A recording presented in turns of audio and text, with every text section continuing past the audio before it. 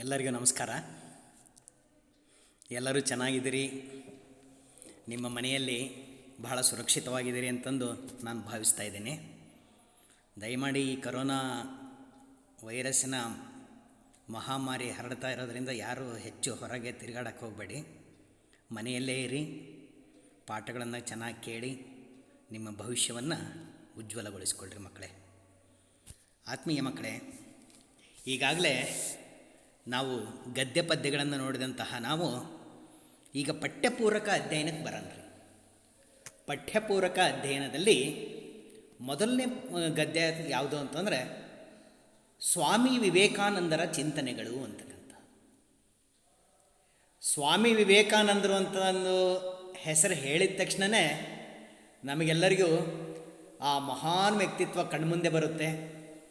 ಆ ಮಹಾನ್ ವ್ಯಕ್ತಿತ್ವ ಅವರು ತಮ್ಮ ಕೊನೆಯ ದಿನಗಳಲ್ಲಿ ಆ ಸಾಗರವನ್ನೇ ಈಜಿ ಆ ಕನ್ಯಾಕುಮಾರಿಯ ಹತ್ತಿರ ಹೋಗಿ ಆ ಕನ್ಯಾಕುಮಾರಿ ಭೂಸಿರ ಏನೈತಲ್ಲ, ಆ ಭೂಸಿರದ ಮೇಲೆ ಕೂತ್ಕೊಂಡು ಅವರು ತಪಸ್ಸನ್ನು ಮಾಡಿದಂತಹ ಒಂದು ಮೂರ್ತಿಯನ್ನು ಕಣ್ಣಲ್ಲಿ ತುಂಬಿಕೊಂಡ್ರೆ ಮೈ ರೋಮಾಂಚನಗೊಳ್ಳುತ್ತೆ. ಅಂತಹ ಅದ್ಭುತವಾಗಿರ್ತಕ್ಕಂತಹ ವಿವೇಕಾನಂದರ ಮೊದಲ ಹೆಸರು ನಿಮಗೆ ಗೊತ್ತಿದೆ. ಅವರ ಮೊದಲ ಹೆಸರು ಏನು ಅಂತಂದರೆ ನರೇಂದ್ರ ಅಂತಕ್ಕಂಥ. ನರೇಂದ್ರ ಬಾಲಕನಾಗಿದ್ದಾಗ ಅತ್ಯಂತ ಗಂಭೀರನಾಗಿದ್ದರೂ ಸಹ ಅಷ್ಟೇ ಚೇಷ್ಟೆ ಮಾಡ್ತಾಯಿದ್ರು. ಅಂತಹ ವ್ಯಕ್ತಿ ಮುಂದೆ ಸಾಕಷ್ಟು ಹಿಂದೂ ಧರ್ಮದ ವಿಚಾರಗಳ ಬಗ್ಗೆ ಸಾಕಷ್ಟು ಅಧ್ಯಯನ ಮಾಡಿ ಅಲ್ಲಿರ್ತಕ್ಕಂತಹ ಎಲ್ಲ ವಿಚಾರಗಳನ್ನು ಅರೆದು ಕುಡಿದು, ಅದು ತಾನು ಕುಡಿದಿರೋದಷ್ಟೇ ಅಲ್ಲ, ಇಡೀ ಪ್ರಪಂಚಕ್ಕೆ ಆ ಹಿಂದೂ ಧರ್ಮದ ತತ್ವವನ್ನು ಜಗತ್ತಿಗೆ ಸಾರಿದಂತಹ ಮಹಾನ್ ವ್ಯಕ್ತಿ ಯಾರು ಅಂತಂದರೆ ಸ್ವಾಮಿ ವಿವೇಕಾನಂದರು. ಹಾಗಾದರೆ ಈ ಸ್ವಾಮಿ ವಿವೇಕಾನಂದರ ಚಿಂತನೆಗಳು, ಅವರ ವಿಚಾರಗಳು ಯಾವ ರೀತಿ ಇದ್ದಾವೆ, ಅವರು ಏನು ಬಯಸ್ತಾರೆ, ಸಮಾಜ ಹೇಗಿರಬೇಕು ಅಂತಂದು ಬಯಸ್ತಾರೆ, ಸಮಾಜದಲ್ಲಿ ಎಂತಹ ಒಂದು ಮೂಢನಂಬಿಕೆಗಳು, ಎಂತಹ ಒಂದು ಅಂಧಕಾರ ತುಂಬಿದೆ ಅಂತಂದು ಅವರು ಹೇಳ್ತಾರೆ, ಅದನ್ನು ಹೋಗಲಾಡಿಸೋದಕ್ಕೆ ಏನು ಮಾಡಬೇಕು ಅಂತಕ್ಕಂಥ ಸಲಹೆಗಳನ್ನು ಅವರು ಯಾವ ರೀತಿ ಕೊಡ್ತಾ ಇದ್ದಾರೆ, ಈ ಪ್ರತಿಯೊಂದು ವಿಚಾರಗಳನ್ನು ನಾವಿವತ್ತು ಈ ಒಂದು ಗದ್ಯ ಭಾಗದಿಂದ ತಿಳ್ಕೊಳ್ಳೋಣ. ಗದ್ಯ ಭಾಗ ಸ್ವಾಮಿ ವಿವೇಕಾನಂದರ ಚಿಂತನೆಗಳು. ಇದನ್ನು ಬರೆದಿರೋರು ಯಾರು ಅಂತಂದರೆ ಪಠ್ಯಪುಸ್ತಕ ಸಮಿತಿಯ ರಚನೆ ರೀ. ಅಂದರೆ ಆ ಪಠ್ಯಪುಸ್ತಕ ಸಮಿತಿಯವರು ಅಲ್ಲಲ್ಲಲ್ಲಿ ಇವರ ವಿಚಾರಗಳನ್ನು ಆಯ್ದುಕೊಂಡು ಒಂದು ಗದ್ಯ ಭಾಗ ಮಾಡಿ ನಿಮಗೆ ನೀಡಿದ್ದಾರೆ. ಹಾಗಾದರೆ ಈ ಗದ್ಯ ಭಾಗದ ವಿಚಾರಗಳನ್ನು ಇವತ್ತು ನಾವು ಶುರು ಮಾಡೋಣ್ರಿ. ನೋಡಿ ಏನು ಹೇಳ್ತಾರೆ ಹಾಗಾದರೆ ಈ ಒಂದು ಗದ್ಯ ಭಾಗದಲ್ಲಿ. ವಿವೇಕಾನಂದರೆಂದರೆ ಸಾಮಾಜಿಕ ಸಂಕಟ, ಸಿಟ್ಟು, ಸ್ಫೋಟ, ಸ್ಪಷ್ಟತೆಗಳ ರೂಪಕ. ಯಾರು ವಿವೇಕಾನಂದರು ಅಂತ ಅಂದರೆ? ವಿವೇಕಾನಂದರು ಅಂತಂದರೆ ಸಾಮಾಜಿಕ ನೋವನ್ನು ತನ್ನ ನೋವು ಅಂತಂದು ಭಾವಿಸಿರ್ತಕ್ಕಂಥವ್ರು. ದರಿದ್ರ ನಾರಾಯಣ ಅಂತ ಹೇಳ್ತಾರೆ ಅವರು. ದರಿದ್ರರ ಉದ್ಧಾರಕ್ಕಾಗಿ ಹಗಲಿರುಳು ದುಡಿತಾರ್ರಿ ಅವರು. ಅಂತಹ ಸಾಮಾಜಿಕ ಸಂಕಟ, ಆ ಸಮಾಜದಲ್ಲಿರ್ತಕ್ಕಂತಹ ನೋವು ಜೊತೆಗೆ ಸಿಟ್ಟು, ಆಕ್ರೋಶ, ಇಲ್ಲಿನ ಮೂಢನಂಬಿಕೆಗಳನ್ನು ನೋಡಿದರೆ, ಇಲ್ಲಿ ಮಾನವರಲ್ಲಿರ್ತಕ್ಕಂತಹ ಮಾನವರ ನಡುವೆ ಇರ್ತಕ್ಕಂತಹ ಶೋಷಣೆಗಳನ್ನು ನೋಡಿದರೆ ಅವರಿಗೆ ಸಿಟ್ಟು ಬಹುಬೇಗ ಬರ್ತಾ ಇತ್ತು. ಅದನ್ನು ನಿರ್ಮೂಲನೆ ಮಾಡಬೇಕು ಅಂತಂದು ಬಹಳ ಪ್ರಯತ್ನ ಪಟ್ಟರ್ರಿ. ಮತ್ತು ಸಿಟ್ಟು, ಸ್ಫೋಟ ಅಂದರೆ ಯಾವುದೇ ಅನ್ಯಾಯ ನಡೀತಾ ಇದೆ ಅಂತಂದರೆ ಅದರ ವಿರುದ್ಧ ಸ್ಫೋಟಿಸ್ತಕ್ಕಂತಹ ಒಂದು ಗುಣ. ಮತ್ತು ಸ್ಪಷ್ಟತೆಗಳ ರೂಪಕ. ಅವರ ವಿಚಾರಗಳಲ್ಲಿ ಯಾವುದೇ ಗೊಂದಲ ಅಂತಕ್ಕಂಥದ್ದು ಇರಲಿಲ್ಲ. ಏನು ಹೇಳಬೇಕಾದ್ರೂ ಅವರು ಸ್ಪಷ್ಟವಾಗಿ ಹೇಳ್ತಾ ಇದ್ರು ಅಂತಕ್ಕಂಥದ್ದು. ಇಂತಹ ಸಾಮಾಜಿಕ ಸಂಕಟ, ಸಿಟ್ಟು, ಸ್ಫೋಟ, ಸ್ಪಷ್ಟತೆಗಳ ರೂಪಕ ಅಂತಂದರೆ ಆಕಾರ ಯಾರಪ್ಪ ಅಂತಂದರೆ ಸ್ವಾಮಿ ವಿವೇಕಾನಂದರು. ಸ್ವಾಮಿ ವಿವೇಕಾನಂದರು ಗುಣಗಳ್ರಿ ಇವರು. ಸಾಮಾಜಿಕ ಸಂಕಟಕ್ಕಾಗಿ ಅವರು ಮಿಡಿತಾ ಇದ್ದರು, ಅದನ್ನು ದೂರ ಮಾಡಬೇಕು ಅಂತಕ್ಕಂಥ ಉದ್ದೇಶದಿಂದ ಮಿಡಿತಾ ಇದ್ದರು. ಇಲ್ಲಿನ ಅವ್ಯವಸ್ಥೆಯನ್ನು ಕಂಡು ಸಿಟ್ಟು ಬರ್ತಾ ಇತ್ತು ಅವರಿಗೆ.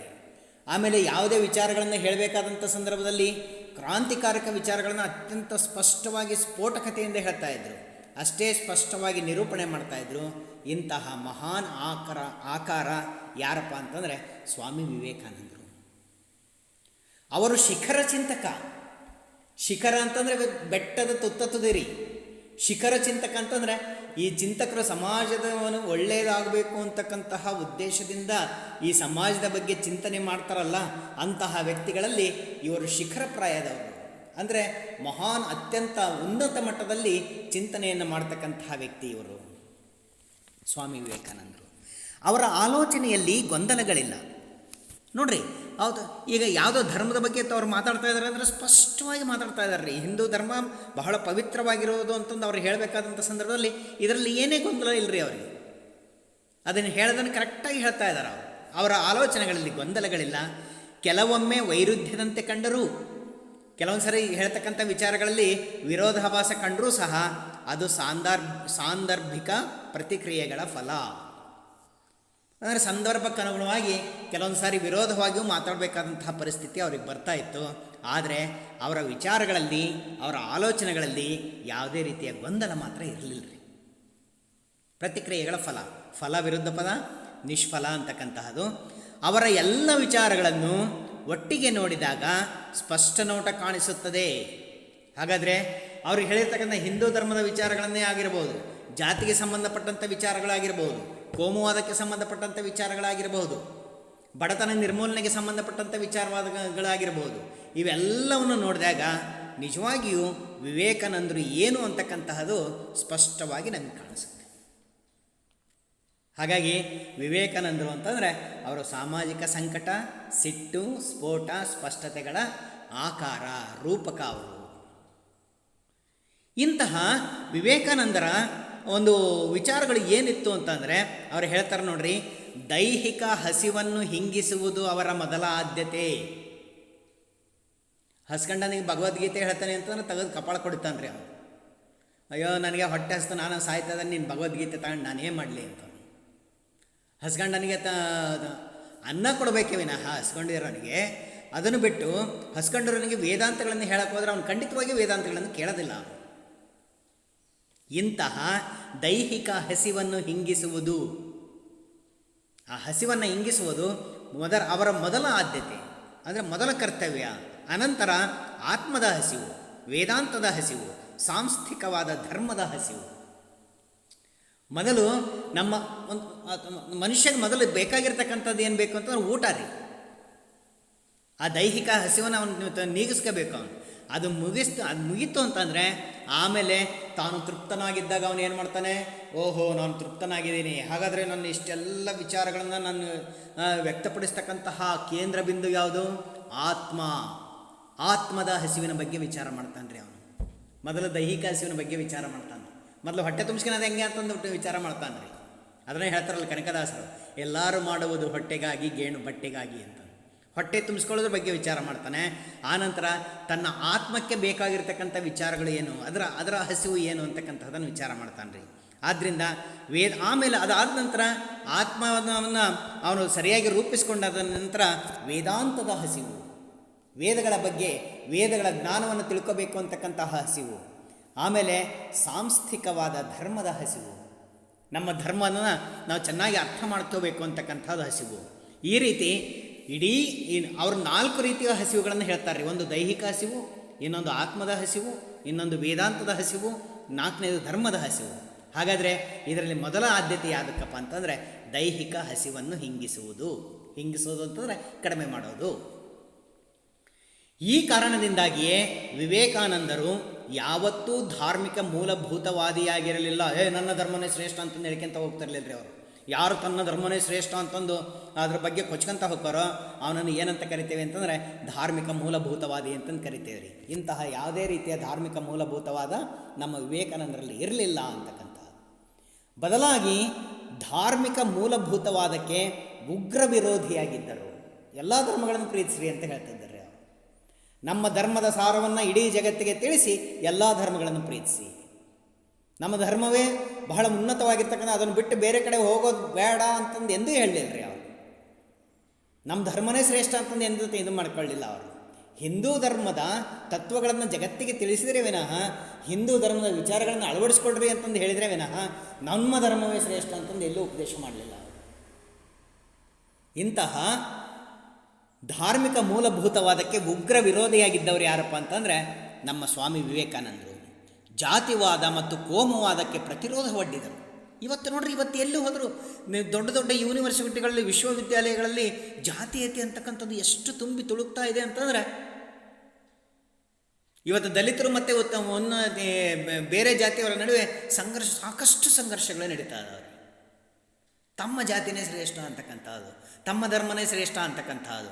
ಈ ರೀತಿಯ ಜಾತಿವಾದಕ್ಕೆ, ಜಾತಿವಾದ ಅಂತಂದರೆ ತನ್ನ ಜಾತಿಯೇ ಅತ್ಯುನ್ನತವಾಗಿರ್ತಕ್ಕಂಥ ಜಾತಿ ಅಂತಕ್ಕಂತಹ ಒಂದು ಕಲ್ಪನೆ.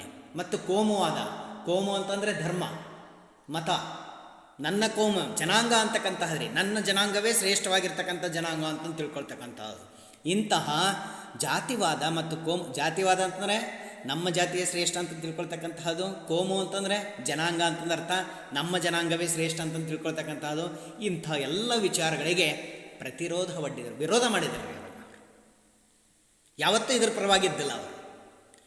ಹಿಂದೂ ಧರ್ಮದೊಳಗಿದ್ದು ಅದನ್ನು ಮೀರಿದ ಸಾಮಾಜಿಕ ಶಕ್ತಿಯಾದರು. ಹಿಂದೂ ಧರ್ಮನ ಯಾವತ್ತೂ ಕಡೆಗಣಿಸ್ಲಿಲ್ಲ ರೀ ಅವರು. ಅದರ ಬಗ್ಗೆ ಸಾಕಷ್ಟು ಅಭಿಮಾನ ಇತ್ತು ಇವರಿಗೆ, ಚೆನ್ನಾಗಿ ಅರ್ಥ ಮಾಡ್ಕೊಂಡಿದ್ದಾರೆ ಆ ವಿಚಾರಗಳನ್ನು. ಆದರೆ ಅದನ್ನು ಆ ಹಿಂದೂ ಧರ್ಮಕ್ಕಿಂತ ಹೆಚ್ಚಿನ ಆಲೋಚನೆಗಳು, ಉನ್ನತ ವಿಚಾರಗಳು ಇವರ ತಲೆಯಲ್ಲಿ ಇಟ್ಕೊಂಡು ಇವರು ಉನ್ನತ ಸಾಮಾಜಿಕ ಶಕ್ತಿಯಾಗಿರ್ತಕ್ಕಂಥದ್ದು. ಯಾರು ಅಂತಂದರೆ ನಮ್ಮ ಸ್ವಾಮಿ ವಿವೇಕಾನಂದರು. ಹಾಗಾದರೆ ಆದ್ದರಿಂದ ಇಂದಿನ ಸನ್ನಿವೇಶದಲ್ಲಿ ಅವರು ಹೆಚ್ಚು ಪ್ರಸ್ತುತರು. ಯಾಕಂತಂದರೆ ಅವರು ಹಿಂದೂ ಧರ್ಮದ ವಿಚಾರಗಳನ್ನು ತಿಳ್ಕೊಂಡಿದ್ದಾರೆ, ಸಾರವನ್ನು ಅರ್ಥ ಮಾಡ್ಕೊಂಡಿದ್ದಾರೆ, ಅದರ ಬಗ್ಗೆ ಗೌರವ ಐತಿ. ಆದರೆ ಅದೇ ಎಲ್ಲ ಅಂತಂದು ಹೇಳೋದಿಲ್ಲ ಅವರು. ಹಾಗಾಗಿ ಇವತ್ತಿಗೂ ಸಹ ನಾವು ಆ ವಿವೇಕಾನಂದರನ್ನು ಎಲ್ಲರೂ ಮೆಚ್ಕೊಳ್ತೇವೆ ರೀ, ಎಲ್ಲ ಧರ್ಮದವರು ಮೆಚ್ಕೊಳ್ತಾರೆ ಆ ವಿವೇಕಾನಂದರನ್ನು. ಯಾಕಪ್ಪ ಅಂತಂದರೆ ಅವರಲ್ಲಿದ್ದಂತಹ ಉನ್ನತ ವಿಚಾರಗಳು ಅವರು ಹೆಚ್ಚು ಪ್ರಸ್ತುತರು. ಈ ಅಂಶವನ್ನು ಮುಂದಿನಂತೆ ಮತ್ತಷ್ಟು ವಿವರಿಸಬಹುದು. ಜಾತಿವಾದ, ಕೋಮುವಾದಗಳಿಗೆ ಅವರು ಯಾವತ್ತೂ ವಿರೋಧ ಒಡ್ಡಿದ್ರು ಅನ್ನೋದನ್ನು ಈ ರೀತಿ ಹೇಳ್ತೀವಿ ನೋಡ್ರಿ.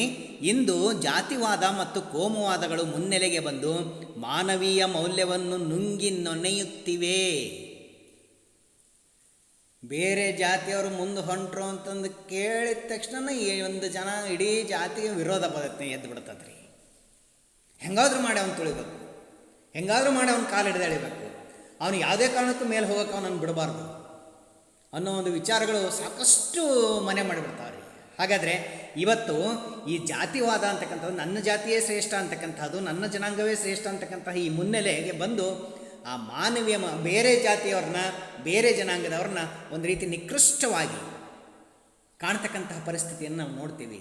ಹೀಗೆ ಈ ಜಾತಿವಾದ ಮತ್ತು ಕೋಮುವಾದಗಳು ಏನು ಮಾಡ್ತಾವೆ ಅಂತಂದರೆ ಮಾನವೀಯ ಮೌಲ್ಯಗಳಂದರೆ ಯಾವು? ಪ್ರೀತಿ, ಕರುಣೆ, ಅನುಕಂಪ, ದಯೆ, ಮತ್ತೊಬ್ಬರನ್ನು ಮಿಡಿತಕ್ಕಂತಹದ್ದು, ಮತ್ತೊಬ್ಬರಿಗೆ ಸಹಾಯ ಮಾಡ್ತಕ್ಕಂತಹದ್ದು, ಸಹಕಾರದಿಂದ ನಡೀತಕ್ಕಂತಹದ್ದು, ಮತ್ತೊಬ್ಬರಿಗೆ ಅನ್ಯಾಯ ಆಗದ ರೀತಿಯಲ್ಲಿ ನೋಡ್ಕೊಳ್ತಕ್ಕಂತಹದ್ದು, ಇಂಥ ಎಲ್ಲ ವಿಚಾರಗಳನ್ನು ನಾವು ಏನಂತ ಕರಿತೇವೆ ಅಂತಂದರೆ ಮಾನವೀಯ ಮೌಲ್ಯಗಳು ಅಂತ ಕರಿತೇವೆ. ಇವತ್ತು ಆ ವಿಚಾರಗಳೇ ಇಲ್ಲರಿ. ತಮ್ಮ ಜಾತಿ ಜನಾಂಗದವರಿಗೆ ಮಾತ್ರ ಅವರು ಏನು ಬೇಕಾದರೂ ಮಾಡ್ತಾರೆ, ಆದರೆ ಬೇರೆಯವರಿಗೆ ಜಾತಿಯ ಹೆಸರ ಅಡ್ಡ ಬಂದ್ಬಿಡ್ತದೆ ರೀ, ಅಲ್ಲಿ ಕೋಮನ ಹೆಸರ ಅಡ್ಡ ಬಂದ್ಬಿಡ್ತೈತಿ. ಹಾಗಾಗಿ ಇವೆಲ್ಲ ಏನು ಮಾಡ್ತಾ ಹೋದವಪ್ಪ ಅಂತಂದರೆ ಮಾನವೀಯ ಮೌಲ್ಯಗಳನ್ನು ನುಂಗಿ ನೊಣೆಯುತ್ತಿವೆ, ವಿಜೃಂಭಣೆಯಿಂದ ಮೆರಿತಾ ಇದ್ದಾವೆ. ಸಮಾನತೆಯ ಆಶಯಗಳನ್ನು ತಪ್ಪಿತಸ್ಥ ಶಾಲಾ ಬಾಲಕರಂತೆ ಹಿಂದಿನ ಸಾಲಿನಲ್ಲಿ ಕೈಕಟ್ಟಿ ನಿಲ್ಲಿಸಲಾಗಿದೆ. ಸಮಾನತೆ ಅನ್ನೋದು ಮರೀಚಿಕೆ ಆಗೈತೆ ರೀ ಇವತ್ತು. ಸಮಾನತೆ ಅಂತಕ್ಕಂಥದ್ದು ಎಲ್ಲೋ ಮೂಲೆ ಗುಂಪಾಗಿಬಿಟ್ಟಂತೆ. ಸಮಾನತೆ ಅನ್ನೋದೇನಪ್ಪ ಅಂತಂದ್ರೆ ಅವನೊಬ್ಬ ಅಪರಾಧ ಮಾಡಿರ್ತಕ್ಕಂಥ ಬಾಲಕ, ಅವನು ಯಾರೋ ಸಮಾನತೆ ಅಂತಕ್ಕಂಥ ಅವನನ್ನು ಹಿಂದೆ ನಿಲ್ಲಿಸಿಬಿಡೋದು, ನೀನು ಬೇಕಾಗಿಲ್ಲ ನಮಗೆ ಅಂತ. ಹಿಂದಿನ ಸಾಲಿನಲ್ಲಿ ಕೈಕಟ್ಟಿ ನಿಲ್ಲಿಸಲಾಗಿದೆ. ಯಾವ್ದನ್ನ? ಸಮಾನತೆಯ ಆಶಯಗಳು ಅಂತಂದರೆ ವಿಚಾರಗಳನ್ನು ಹಿಂದೆ ಸಾಲಿನಲ್ಲಿ ಕೈಕಟ್ಟಿ ನಿಲ್ಲಿಸಿದ್ದಾರೆ. ಬಡ ಜನರ ಪರವಾದ ಆದ್ಯತೆಗಳು ಪಲ್ಲಟಗೊಳ್ಳುತ್ತಿವೆ. ಆದ್ಯತೆಗಳು ಅಂತಂದರೆ ಅವ್ರಿಗೆ ಪ್ರಿಫರೆನ್ಸ್ ಕೊಡಬೇಕು ಅಂತಕ್ಕಂತಹದ್ರಿ, ಅವ್ರನ್ನ ಉದ್ಧಾರ ಮಾಡಬೇಕು ಅಂತಕ್ಕಂತಹದ್ದು. ಬಡ ಜನರ ಪರವಾದ ಆದ್ಯತೆಗಳು ಅಂದರೆ ವಿಚಾರಗಳು ಪಲ್ಲಟಗೊಳ್ಳುತ್ತಿವೆ, ಅಂದರೆ ಬೇರೆ ರೂಪವನ್ನು ಪಡ್ಕೊಳ್ತಾ ಇದ್ದಾವೆ. ಅವು ಅವ್ರನ್ನ ತಗೊಂಡು ನಾವೇನು ಮಾಡೋಣ ಅಂತಕ್ಕಂಥ ಒಂದು ಕೆಟ್ಟ ಆಲೋಚನೆಗಳು ಇವತ್ತು ನಮ್ಮ ಸಮಾಜದಲ್ಲಿ ಬಂದಿದ್ದಾವೆ ಅಂತಕ್ಕಂಥದ್ದು. ಬಡವರ ಉದ್ಧಾರವೇ ದೇಶದ ಉದ್ಧಾರ ಅಂತಕ್ಕಂಥದಕ್ಕೆ ಅದನ್ನು ಒಂದು ರೀತಿ ಭಾಳ ನಿಕೃಷ್ಟವಾಗಿ ನೋಡ್ಕೊಂಡು, ಅದೇನಿಲ್ಲ ನಮ್ಮ ಉದ್ಧಾರ ಆದ್ರೆ ದೇಶ ಉದ್ಧಾರ ಆದಂಗೆ ಅಂತ ತಿಳ್ಕೊಳ್ಳೋದ್ರಿ. ಬಡವರ ಬಗ್ಗೆ ಕಣ್ಣೆತ್ತಿ ನೋಡದೇ ಇರತಕ್ಕಂಥದ್ದು. ಈ ರೀತಿ ಬಡ ಜನರ ಹೊಟ್ಟೆ ಹಸಿವನ್ನು ಹಿಂಗಿಸುವುದು, ಬಡ ಜನರ ಪರವಾದ ಆದ್ಯತೆಗಳು ಪಲ್ಲಟಗೊಳ್ಳುತ್ತವೆ. ಆದರೆ ವಿವೇಕಾನಂದರ ವಿಚಾರಗಳು ಹೆಂಗಿದ್ವಪ್ಪ ಅಂತಂದರೆ ಬಡ ಜನರ ಹೊಟ್ಟೆ ಹಸಿವನ್ನು ಹಿಂಗಿಸುವುದು ಮೊದಲ ಆದ್ಯತೆಯಾಗಿತ್ತು. ಬಡವರಿಗೆ ಮೊದಲು ಊಟ ಹಾಕ್ಬೇಕ್ರಿ, ಕರೆದವ್ರನ್ನ ಫಸ್ಟ್ ಅವ್ರಿಗೆ ಊಟಕ್ಕೆ ಕೊಡ್ರಿ, ಉಣ್ಣಕ್ಕೆ ಕೊಡ್ರಿ, ಅವರಿಗೆ ಅವರ ಹೊಟ್ಟೆ ಹಸಿವನ್ನು ಕಡಿಮೆ ಮಾಡಿರಿ, ಅದು ಮೊದಲ ಆದ್ಯತೆ ರೀ. ಅದಕ್ಕೆ ಫಸ್ಟ್ ಪ್ರಿಫರೆನ್ಸ್ ಕೊಡಬೇಕು ಇವರು. ವಿವೇಕಾನಂದರು ಅದನ್ನ ಹೇಳಿದ್ರಿ. ಅವ್ರು ಯಾವಾಗಲೂ ಬಡ ಜನರ ಹೊಟ್ಟೆ ಹಸಿವನ್ನು ಕಡಿಮೆ ಮಾಡಲಿಕ್ಕೆ ಅವ್ರು ಫಸ್ಟ್ ಪ್ರಿಫರೆನ್ಸ್ ಕೊಡ್ತಾಯಿದ್ರು ಅವರು. ಆನಂತರ ಧರ್ಮ ಜಾತಿವಾದದ ವಿಷಯಕ್ಕೆ ಬಂದರೆ, ಧರ್ಮ ಮತ್ತು ಜಾತಿವಾದಗಳಿಗೆ ಸಂಬಂಧಪಟ್ಟಂಗೆ ಹಿಂದುಳಿದ ಹಾಗೂ ದಲಿತ ಜಾತಿಗಳ ಬಗ್ಗೆ ಅವರಿಗೆ ಸಹಜವಾದ ಸಾಮಾಜಿಕ ಕಳಕಳಿ ಇತ್ತು. ಕೆಳಜಾತಿಯವರ ಬಗ್ಗೆ ಸಾಕಷ್ಟು ಅನುಕಂಪ ಇತ್ತು ಅವರಿಗೆ. ಹೆಂಗಾದರೂ ಮಾಡಿ ಅವ್ರನ್ನ ಮೇಲೆ ತರಬೇಕು ಅಂತಕ್ಕಂಥ ಮನೋಭಾವ ಇತ್ತು. ಅದರಲ್ಲೂ ಈ ಅಸ್ಪೃಶ್ಯರನ್ನು ಕಂಡ್ರಂತೂ ಅವ್ರನ್ನ ಆದಷ್ಟು ಬೇಗ ಮೇಲೆತ್ತಬೇಕು ಅಂತಕ್ಕಂಥ ಒಂದು ಹಂಬಲ ಅವರಲ್ಲಿತ್ತು ಅಂತಕ್ಕಂಥ ಸಾಮಾಜಿಕ ಕಳಕಳಿ ಅಂತಂದರೆ ಸಮಾಜವನ್ನು ಉದ್ಧಾರ ಮಾಡಬೇಕಂತ. ಅದರಲ್ಲೂ ಈ ಹಿಂದುಳಿದ ಮತ್ತು ದಲಿತ ಜಾತಿಗಳ ಬಗ್ಗೆ ಜನರನ್ನು ಉದ್ಧಾರ ಮಾಡಬೇಕು ಅಂತಕ್ಕಂಥ ಒಂದು ವಿಷಯ ಅವರಿಗೆ ಬಹಳ ಆಸಕ್ತಿಯ ವಿಷಯವಾಗಿತ್ತು ಅವರಿಗೆ. ಹೀಗಾಗಿಯೇ ಅವರು ಯಾರು ವಿವೇಕಾನಂದರು ಸಂಶಯಕ್ಕೆಡೆ ಇಲ್ಲದಂತೆ, ಯಾವುದೇ ಸಂಶಯ ಇಲ್ಲದಂತೆ ಜಾತಿ ಮತ್ತು ವರ್ಗ ವ್ಯವಸ್ಥೆಯನ್ನು ವಿರೋಧಿಸಿದರು. ಇದು ಮಾನವೀಯ ಮೌಲ್ಯಗಳನ್ನು ನುಂಗಿ ಹಾಕ್ತಕ್ಕಂಥವು ಇವು ಜಾತಿ ಮತ್ತು ವರ್ಗ ವ್ಯವಸ್ಥೆಗಳು. ಆದ್ದರಿಂದ ಇವುಗಳನ್ನು ವಿರೋಧಿಸಬೇಕು ಅಂತಂದು ಅವುಗಳನ್ನು ವಿರೋಧ ಮಾಡ್ತಾರೆ ಅವರು. ಜಾತಿ ಮತ್ತು ವರ್ಗ ವ್ಯವಸ್ಥೆಯನ್ನು ವಿರೋಧಿಸಿದರು. ಅವರು ಜಾತಿ ಎಂಬುದು ಸಮಾಜದ ಒಂದು ಆಂತರಿಕ ಭಾಗವಾಗಿದೆ. ಎಲ್ಲಿ ಜಾತಿ ಅನ್ನೋದು ಎಲ್ಲಿಲ್ಲ ಹೇಳ್ರಿ? ಎಲ್ಲಿ ಹೋದರೂ ನೀವು ಒಂದು ವಿದ್ಯಾಭ್ಯಾಸ ಕಲಿತಕ್ಕಂಥ ಶೈಕ್ಷಣಿಕ ಸಂಸ್ಥೆಗೆ ಹೋದರೂ ಅಲ್ಲಿ ನೀನು ಯಾವ ಜಾತಿ ಅಂತ ಕೇಳ್ತಾರೆ ರೀ, ನಿಮ್ದು ಯಾವ ಕೆಟಗರಿ ಅಂತ ಕೇಳ್ತಾರೆ. ಜಾತಿ ಅಂತಕ್ಕಂಥದ್ದು ಸಮಾಜದ ಒಂದು ಭಾಗ ಆಗಿಬಿಟ್ಟತ್ರಿ. ಅದು ಇನ್ನರ್ ಪಾರ್ಟ್, ಅದು ಸೊಸೈಟಿಯ ಇನ್ನರ್ ಪಾರ್ಟ್ ರೀ. ಅದನ್ನು ತೆಗೆದ್ರೆ ಸಮಾಜನೇ ಇಲ್ಲ ಅನ್ನೋ ಲೆಕ್ಕಕ್ಕೆ ಬಂದ್ಬಿಟ್ಟತಿ. ಇವತ್ತು ಯಾವುದೋ ದೊಡ್ಡ ಜಾತಿ ಐತಂದ್ರೆ ಅದರಲ್ಲಿ ಅನೇಕ ಉಪಜಾತಿಗಳು ರೀ. ಈ ರೀತಿ ಜಾತಿ ಅಂತಕ್ಕಂಥದ್ದು ಏನಾಗ್ಬಿಟ್ಟತಿ ಅಂತಂದರೆ ಸಮಾಜದ ಒಂದು ಆಂತರಿಕ ಭಾಗವಾಗಿದೆ. ಹಿಂದೆ ಅದು ವಿಕಾಸವಾಗುತ್ತಿತ್ತು, ಈಗ ಅದು ಘನೀಭೂತವಾಗಿದೆ ಅಂತಂದ್ರೆ ಜಡಗಟ್ಟ ಹೋಗೈತೆ ರೀ. ನನ್ನ ಜಾತಿನೇ ಬೇರೆ ಜಾತಿಯವರು ಒಂದು ರೀತಿ ಅನುಮಾನ, ಆತಂಕ, ಸಂಶಯ ದೃಷ್ಟಿಯಿಂದ ನೋಡಿ ಅವ್ರನ್ನ ಹೊಸಕೆ ಹಾಕಿಬಿಡೋದು. ಈ ರೀತಿ ಹೊಂಟುಬಿಟ್ಟತ್ರಿ. ಹಿಂದೆ ಅದು ವಿಕಾಸವಾಗ್ತಾ ಇತ್ತು ಜಾತಿ ಅಂತಕ್ಕಂಥದ್ದು. ಇವತ್ತೇನಾಗೈತೆ ಅಂತಂದರೆ ಜಡಗಟ್ಟ ಹೋಗೈತೆ ಅದು. ಅದರ ದುರ್ಗಂಧದಿಂದ, ಅಂದರೆ ನಿಂತ ನೀರಾಗಿರೋದ್ರಿ ಘನೀಭೂತ ಅಂತಂದರೆ, ಅದರ ದುರ್ಗಂಧದಿಂದ ಭಾರತದ ವಾತಾವರಣವೆಲ್ಲ ತುಂಬಿದೆ. ಎಲ್ಲಿ ನೋಡಿದ್ರು ಇದರನ್ನು ವಾಸನೆ, ಕೆಟ್ಟ ವಾಸನೆ, ಜಾತಿಯ ವಾಸನೆ. ನಾನು ಲಿಂಗಾಯತ, ನಾನು ಕುರುಬ, ನಾನು ತಳವಾರ, ನಾನು ಮರಾಠಿ, ನಾನು ಒಕ್ಕಲಿಗ, ನಾನು ಗೌಡ್ರು, ನಾನೇ ಶ್ರೇಷ್ಠ, ನಾನೇ ಕನಿಷ್ಠ, ಹಿಂಗೆ ಇಂಥ ದುರ್ಗಂಧ ಇಡೀ ಭಾರತದ ವಾತಾವರಣ ತುಂಬಿಟ್ಟತ್ರಿ ಅಂತಕ್ಕಂತಹ ಮಾತನ್ನು ನಾನು ಹೇಳ್ತಾ ಇಲ್ಲ, ಸ್ವಾಮಿ ವಿವೇಕಾನಂದರು ಹೇಳ್ತಾ ಇದ್ದಾರೆ ಎಂದು ಹೇಳಿದರು. ಜಾತಿ ವ್ಯವಸ್ಥೆಯ ಕ್ರೌರ್ಯಕ್ಕೆ ತುತ್ತಾಗಿ, ಅಂದರೆ ಇದರ ಒಂದು ಕ್ರೂರತೆಗೆ ತುತ್ತಾಗಿ ಶೂದ್ರರು, ಅಸ್ಪೃಶ್ಯರು ಸ್ವಾತಂತ್ರ್ಯಹೀನರಾಗಿ ಅವರು ಏನು ಮಾಡಿದಾರಪ್ಪ ಅಂತಂದರೆ ಗುಲಾಮತನ ಅನುಭವಿಸುವುದನ್ನು ಟೀಕಿಸುವ ವಿವೇಕಾನಂದರು ಶೂದ್ರವರ್ಗ ತನ್ನ ಊಳಿಗ ಸ್ವಭಾವವನ್ನು ಬಿಟ್ಟು ಹೊರಬರಬೇಕೆಂದು ಕರೆ ಕೊಡುತ್ತಾರೆ. ಈ ರೀತಿ ಜಾತಿ ಮತ್ತು ಕೋಮುವಾದದ ಬಗ್ಗೆ ಮಾತನಾಡ್ತಾ ಇದ್ದಂಥ ಅವರು ಏನು ಹೇಳಿದ್ರಪ್ಪ ಅಂತಂದರೆ, ಈ ಜಾತಿ ವ್ಯವಸ್ಥೆಯ ಕ್ರೌರ್ಯಕ್ಕೆ ತುತ್ತಾಗಿರ್ತಕ್ಕಂಥವ್ರು ಯಾರು? ಇದರ ಕ್ರೂರತೆಗೆ ತುತ್ತಾಗಿರ್ತಕ್ಕಂಥವ್ರು ಶೂದ್ರರು, ಅಂದರೆ ಅತ್ಯಂತ ಕೆಳವರ್ಗದ ಜನಾಂಗ, ಅಸ್ಪೃಶ್ಯರು. ಅವ್ರಿಗೆ ಹೆಂಗದಾರ ಅಂತಂದರೆ ಅವ್ರಿಗೆ ಸ್ವಾತಂತ್ರ್ಯ ಅಂತಕ್ಕಂಥದ್ದೇ ಇಲ್ಲರಿ. ಅವರು ಸ್ವಾತಂತ್ರ್ಯಹೀನರಾಗಿ ಅವ್ರಿಗೆ ಏನು ಈ ಜೀತದ ಆಳುಗಳಾಗಿ ದುಡಿತಾ ಇದ್ದಾರೆ.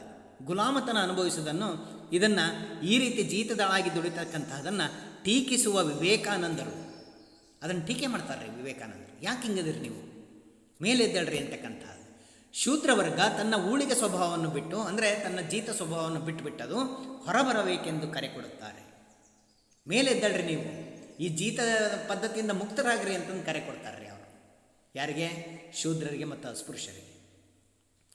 ಮುಂದೊಮ್ಮೆ ಶೂದ್ರರು ತಮ್ಮ ಶೂದ್ರತ್ವದ ಶಕ್ತಿಯಿಂದಲೇ ಮೇಲೇಳುವ ಕಾಲ ಬರುತ್ತದೆ ಎಂದು ಭಾವಿಸುತ್ತಾರೆ. ಅಂದರೆ ಈ ಶೂದ್ರರು ಮುಂದೆ ಅವರೂ ಸಹ ಶಕ್ತಿವಂತರಾಗ್ತಾರೆ ಅಂತಕ್ಕಂತಹ ಒಂದು ವಿಚಾರ ಅವರಲ್ಲಿತ್ತು. ಅದು ಇವತ್ತು ನಿಜವಾಗೈತೆ. ಇವತ್ತು ಶೂದ್ರರು, ದಲಿತರು, ಅಸ್ಪೃಶ್ಯರು ಅವರೆಲ್ಲರೂ ತಮ್ಮದೇ ಆದಂತಹ ಒಂದು ಶಕ್ತಿಯಿಂದ ಮೇಲೆ ಎದ್ದಿದ್ದಾರೆ. ಎದ್ದು ತಮ್ಮದೇ ಆದಂತಹ ಅಧಿಕಾರಗಳನ್ನು ಅವರು ಹೊಂದಿದ್ದಾರೆ ಇವತ್ತು. ಮತ್ತು ವಿಶೇಷವೆಂದರೆ ಮುಂದೆ ಬರುವುದು ಸಮತಾವಾದ, ಅರಾಜಕವಾದ, ಶೂನ್ಯವಾದಗಳು, ಮುಂದಾಗಲಿರುವ ಸಮಾಜ ಕ್ರಾಂತಿಯ ಅರುಣೋದಯ ಎಂದು ಘೋಷಿಸಿದ್ದಾರೆ. ಹಾಗಾದರೆ ಈ ರೀತಿ ಶೂದ್ರರ ಮೇಲೆ ಎದ್ರು ಅಂತ ಅಂದರೆ ಆವಾಗ ಮುಂದೆ ಏನು ಬರ್ತೈತಿ? ಸಮತಾವಾದ. ಈ ದೇಶದಲ್ಲಿರ್ತಕ್ಕಂತಹ ಎಲ್ಲ ನಾಗರಿಕರು ಸಮಾನರು, ಯಾರು ಮೇಲಲ್ಲ ಯಾರು ಕೀಳಲ್ಲ, ಸಮತಾವಾದ ಬರ್ತದೆ. ಅರಾಜಕವಾದ. ಅರಾಜಕವಾದ ಅಂತಂದರೆ ಈ ರೀತಿ ಸಮತಾವಾದದಲ್ಲಿ ಅಲ್ಲಿ ಕೆಲವೊಂದು ಸರಿ ಏನಾಗುತ್ತೆ ಅಂತಂದರೆ ಅರಾಜಕತೆ ಅಂತಕ್ಕಂಥದ್ದು ಹುಟ್ಟುಬಿಡುತ್ತೆ ರೀ. ಸರಿಯಾದ ವ್ಯವಸ್ಥೆ ಇರೋದಿಲ್ಲ. ಎಲ್ಲರೂ ಸಮಾನತೆ ಅಂತಾರೆ, ಆದರೆ ಸಿಗಬೇಕಾದಂಥ ವ್ಯವಸ್ಥೆಗಳೇ ಅಲ್ಲೋಲ ಕಲ್ಲೋಲವಾಗಿರ್ತಾವೆ ರೀ. ಅರಾಜಕವಾದ, ಇನ್ನೊಂದು ಶೂನ್ಯವಾದಗಳು, ಏನೂ ಇಲ್ಲ ಅಂತಕ್ಕಂಥ ಒಂದು ವಾದಗಳು ಬಂದುಬಿಟ್ಟು ಅಲ್ಲಿ ಮುಂದೆ ಏನಾಗುತ್ತಪ್ಪ ಅಂತಂದರೆ ಈ ರೀತಿ ಸಮಾಜ ಕ್ರಾಂತಿಯ ಅರುಣೋದಯ ಆಗುತ್ತೆ ಅಂತಕ್ಕಂಥ ಒಂದು ಮಾತನ್ನು ಅವರು ಘೋಷಿಸಿದ್ದಾರೆ ಅಂತಕ್ಕಂಥದ್ದು. ಆತ್ಮೀಯ ವಿದ್ಯಾರ್ಥಿಗಳೇ, ಈ ರೀತಿ ಜಾತಿ ಮತ್ತು ಕೋಮುವಿನ ಬಗ್ಗೆ ಮಾತನಾಡಿದಂತಹ ಅವರು, ಶೂದ್ರರು ಮತ್ತು ಅಸ್ಪೃಶ್ಯರ ಉದ್ಧಾರಕ್ಕಾಗಿ ಮಾತನಾಡಿದಂತಹ ಅವರು ಮುಂದೆ ಧರ್ಮದ ಬಗ್ಗೆ ಯಾವ ರೀತಿಯ ವಿಚಾರಗಳನ್ನು, ಕೋಮುವಾದದ ಬಗ್ಗೆ ಯಾವ ರೀತಿಯ ವಿಚಾರಗಳನ್ನು ಅವರು ತಿಳಿಸ್ತಾರೆ ಅಂತಕ್ಕಂತಹದನ್ನು ನಾವು ಮುಂದಿನ ಪೀರಿಯಡಲ್ಲಿ ತಿಳ್ಕೊಳ್ಳೋಣಂತೆ. ಇವತ್ತಿಗೆ ಇಷ್ಟಕ್ಕೆ ನಿಲ್ಲಿಸೋಣ. ಧನ್ಯವಾದಗಳು.